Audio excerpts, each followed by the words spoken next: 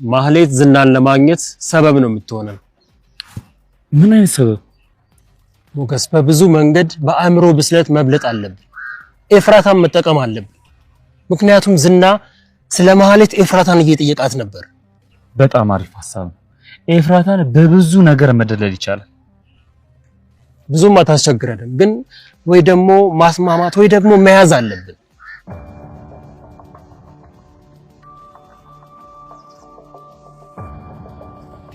የፈጣሪ ያለ አይኑ ወይስ ነው እያየሁት ያለሁት? ቆይ ተረጋጋ ሞገስ፣ ተረጋጋ። ቆይ ይቻትና እኮ ቆይ ተረጋጋ። ምንሆነሃል? ዝና እኮ ሊኖር ይችላል። ትንሽ እንጠብቅ። አሁንም እየፈራን ሞገስ፣ ከፈራ በቃ ወደ ቤት ሂድ።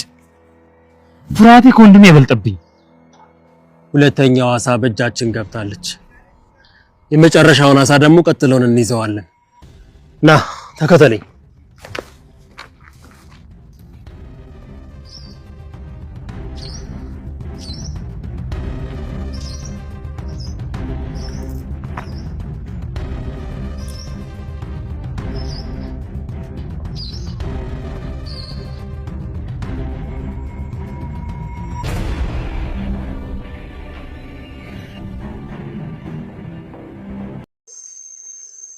ሰላም እንደምን አላችሁ? ውድ የምሳሌ ድራማ ተከታታዮች፣ ምሳሌ ድራማ ክፍል 80 እንግዲህ በሚገርም ሁኔታ አሳይቶናል። ምሳሌ ድራማ ክፍል 80 ላይ እንግዲህ ጀግንነታቸው ከቤታቸው የሆነ መድብል እንግዲህ ታሪኩን አሁንም መስራቱን ቀጥሏል። መድብል እንግዲህ በጣም ተመችቶኛል። በጣም የሚገርም አካሄድ ነው እየሄደ ያለው። ማህሌት እንግዲህ ከዚህ በኋላ ምንም አማራጭ የላትም። ምክንያቱም መድብል ከአቅሟ በላይ ሆኖባታል። ዝናም ቢሆን ደግሞ ለመድብል በጣም እየፈራ ነው ያለው። ምክንያቱም መድብል እንደ ብሩኬም እንደ ሞገስም ቀላል ሰው አይደለም፣ የዋዛ ሰው እንዳልሆነ አውቋል። ለዛ ነው ማህሌት እዛ ቤት ታገታ እንዳለችም ብሩክ ዝና እያወቀ ዝም ያለው። የተሰማችሁ ነገር መድብልን እስኪ የምትወዱት ሁላችሁም ይህን ቪዲዮ ላይክ እያደረጋችሁት፣ ለዚህ ቻናል ደግሞ አዲስ ከሆናችሁ ይህን ቻናል ሳብስክራይብ እያደረጋችሁት ቤተሰብ ከሆናችሁ ደግሞ ለብዙ ሰው እንዲደርስ ሼር በማድረግ ፍቅራችሁን አሳዩልኝ። ውድ ቤተሰቦች ክፍል 80 እንግዲህ በባለፈው ክፍል እኔ ትንሽ ፈርቼ ነበር፣ መድብል አይደርስም ብዬ ሰግቼ ነበር። ግን መድብል በሰዓቱ በኦን ታይም ደርሷል። እንግዲህ በጣም ደስ የሚል ነገር ነው። ምክንያቱም ምሳሌን ከዚህ በፊት እንግዲህ በተደጋጋሚ በምሳሌ ግድያ ሙከራ ስታደርስ ነበር ማህሌት። አሁን ግን ቁጥጥር ውስጥ ገብታለች። ይሄ በጣም ደስ የሚል ነገር ነው። ቅድስትም ብትሆን ለህይወቷ ሰግታለች። ድሮ እንግዲህ ቅድስት ላይም ስታርስ የነበረው በደል እንግዲህ አሁን ቅድስትም አረሳችም። ያም በደል ግን ብሩኬን ስለምትወደው የዛኔ ምስጢሮቿን ሙሉ በሙሉ ለብሩክ ባታጋልጥም አሁን ግን ብሩክም ጠብቷል። ይሄ ብሩክ መጥፋት እንግዲህ ቅድስትን በጣም አሳስቧታል።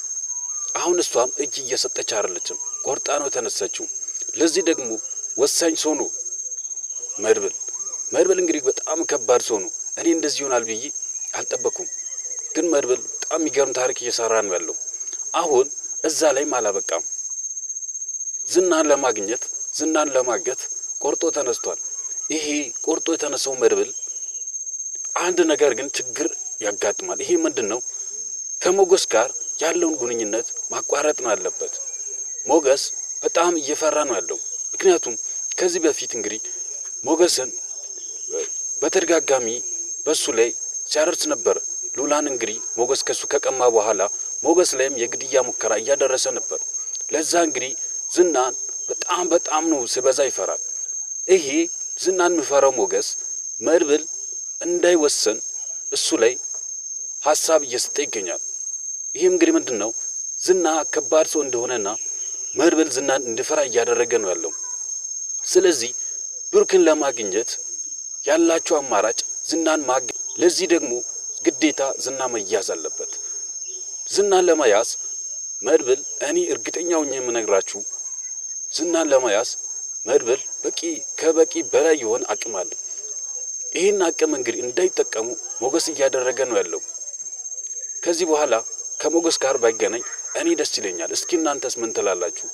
በእኔ ሀሳብ የምትስማሙት ሁላችሁም ይህን ቪዲዮ ላይክ እያደረጋችሁ ኮመንት ሴክሽን ላይ እየገባችሁ ሀሳብ አስተያየታችሁን አስቀምጡልኝ። ቀጣዩ ክፍል ላይ እንግዲህ ምን ይፈጠር ይሁን በጣም አሳሳቢ ነገር ነው የሚሆነው። ይሄ ቆርጦ የተነሳው መድብል ወደ ኋላ መመለስ አይመስለኝም። ውድ ቤተሰቦች ኤፍራታም በጣም ደስ የሚል ሁኔታ ላይ ነው ያለችው። የመድብልን ምስጢር ምንም እያጋለጠች አይደለችም። ዝና ቢያስገድዳትም መድብልን ስለምትፈራው ለዝና ያለውን ምስጢር አውጥታ አልተናገረችም። ይሄ በጣም ደስ የሚል ነገር ነው። ግን ዝናም በቀላሉ እሷን ልተው አልቻለም። ምክንያቱም ቀድሞ መረጃው ስለደረሰለት ለመድብል ከከፍላ እንደምትሰራ ስላወቀ በቀላሉ እሷንም መፈታ አይመስለኝም። ይሄን ሁሉ እንግዲህ በቀጣዩ ክፍል አብረን የምናየው ይሆናል። ውድ ቤተሰቦች ቀጣዩ ክፍል አሁን ዝግጅት ላይ ስለሆነ ተዘጋጅቶ እንዳለቀ ወደ እናንተ ቶሎ እንዲደርስላችሁ ይህን ቻናል ሳብስክራይብ ያላደረጋችሁት ሁላችሁም ሳብስክራይብ እያደረጋችሁት ቤተሰቡን ቀጣዩ ክፍል እንግዲህ ምን ሊያሳይን ይችላል?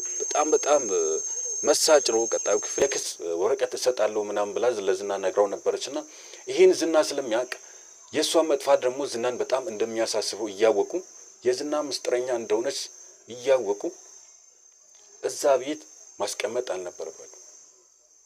ይህ እንግዲህ ምንድነው መድብል አሪፍ ስራ ሰርቶ መጨረሻ ላይ ነው ያበላሸው አንድ ነገር ሲተቱ።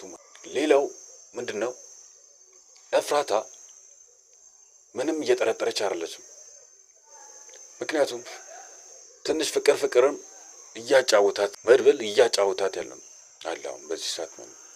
ስለዚህ እሷም ተቀጣሪም ስለሆነች ብር ስለሚከፍላት ብታቀበን ለሌላ ሰው ሼር የምታደርግ አይመስለኝም ውድ ቤተሰቦች። እናም ደግሞ የብሩክ ሁኔታ በጣም አሳሳቢ ደረጃ ላይ ነው ያለው። ብሩክ ግን መገኘት አለበት ነው የምላችሁ።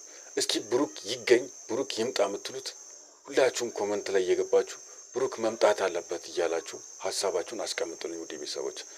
ቀጣዩ ክፍል እንግዲህ በጣም መሳጭ ነው። ከዛ ቤት ማለት ትወጣለች ወይስ? ይሄ በጣም አጓጊ የሆነው ቀጣዩ ክፍል አሁን ዝግጅት ላይ ስለሆነ ተዘጋጅቶ እንዳለቀ ወደ እናንተ ቶሎ እንዲደርስላችሁ ይህን ቻናል ሳብስክራይብ ያላደረጋችሁት ሁላችሁም ሳብስክራይብ እያደረጋችሁት ቤተሰቡን እንዲሁም ለብዙ ሰው እንዲደርስ ሼር በማድረግ ለድራማው ያላችሁን ፍቅር አሳዩ ውድ ቤተሰቦች። በቀጣዩ ክፍል እስክንገናኝ ድረስ በያላችሁበት በዓለም ዳርቻ ሁሉ ሰላማችሁ ብዚት ይበልኝ። ቻው።